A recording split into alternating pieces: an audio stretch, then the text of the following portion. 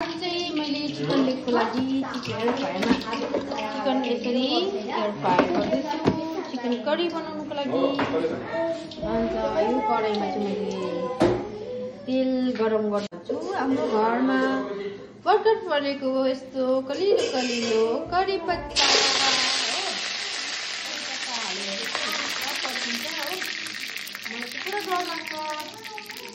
अब नेक्स्ट चाहिँ यसमा जान्छ तपाईको अनियन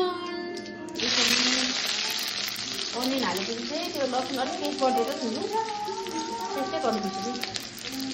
अनियनलाई चाहिँ मजाले ब्राउन हुने गरेर पकाउनुपर्छ। फ्राई भइसकेको चाहिँ हो एयर फ्रायरमा फ्राई भएको चाहिँ चिकन मजाले फ्राई भएको चाहिँ यो पनि कम्ती लाग्ने सब्जी दाल के चाहिँ खाइले अन्त मेरो चाहिँ यसो हातमा चाहिँ तेल लागेको चाहिँ यसरी पुस्ने कसको पानी छ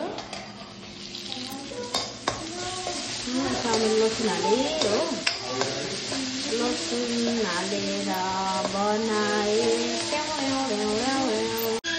टमाटर डाल दिए हमें बनाया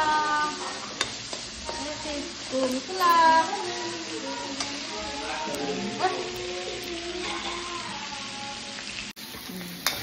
भयो। अब त्यसमा मैले हालेँ यो अब यसमा छ तपाईँको पेस्ट मैले लसुन अदुवा पेस्ट छ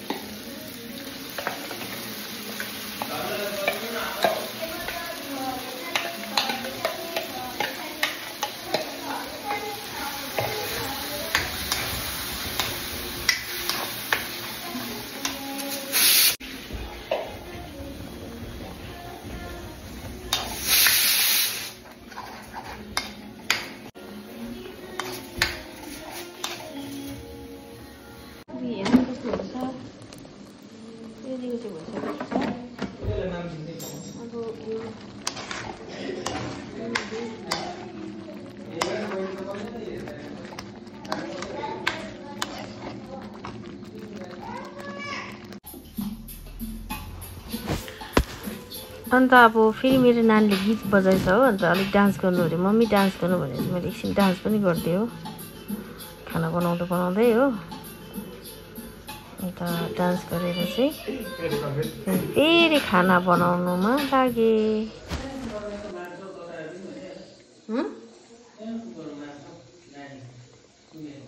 एकछिन चुला खाली छैन